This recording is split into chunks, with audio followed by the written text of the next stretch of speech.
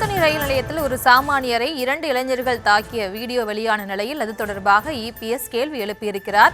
என்ன பதில் சொல்லப் போகிறார் முதல்வர் என்று இபிஎஸ் கேள்வி எழுப்பியிருக்கிறார். அந்த அண்மை செய்தியை பார்த்து வருகிறோம்.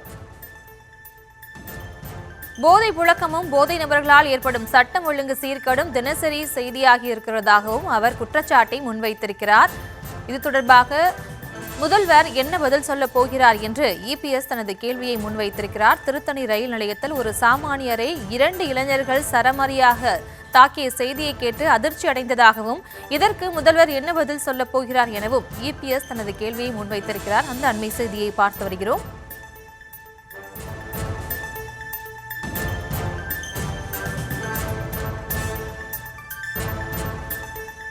ஸ்டான்லி அரசு மருத்துவமனையில் இருந்த 3 அடி கஞ்சா செடி அமைச்சருக்கு தெரியவில்லையா எனவும் அவர் கேள்வி எழுப்பியிருக்கிறார். ஸ்டான்லி அரசு மருத்துவமனையில் இருந்த 3 அடி கஞ்சா செடி அமைச்சருக்கு தெரியவில்லையா என்று இபிஎஸ் கேள்வியை முன்வைத்திருக்கிறார். அண்மை செய்தியாக பார்த்து வருகிறோம். விவரங்களோடு இணைகிறார் இந்த செய்தியாளர் லதா. லதா, வணக்கம். இபிஎஸ் என்னென்ன கேள்விகளை முன்வைத்திருக்கிறார்? முழு விவரங்களை வழங்குங்கள்.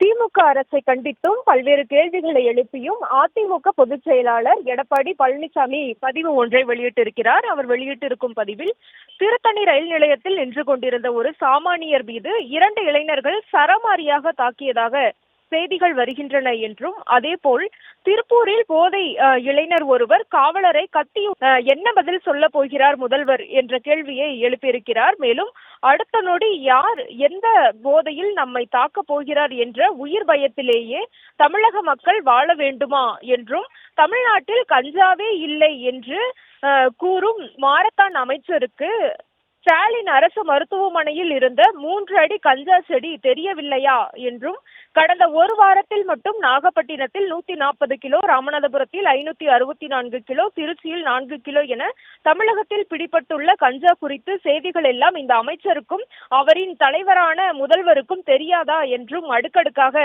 இபிஎஸ் கேள்விகளை முன்வைத்திருக்கிறார். அதே போல போதைப் பொருளை கட்டுப்படுத்த முடியவில்லை என்றால், சட்டம் ஒழுங்கை காக்க முடியவில்லை என்றால் நீங்கள் எதற்கு ஆட்சியில் இருக்கிறீர்கள்? நிர்வாகம் என்றால் என்னவென்றே தெரியாத முதல்வரிடம் தமிழ்நாடு சிக்கி தவித்தது போதும் என்றும், 2026 தமிழகம் விடுதலை பெறும் ஆண்டாக அமையட்டும் என்றும் இபிஎஸ் குறிப்பிட்டிருக்கிறார்.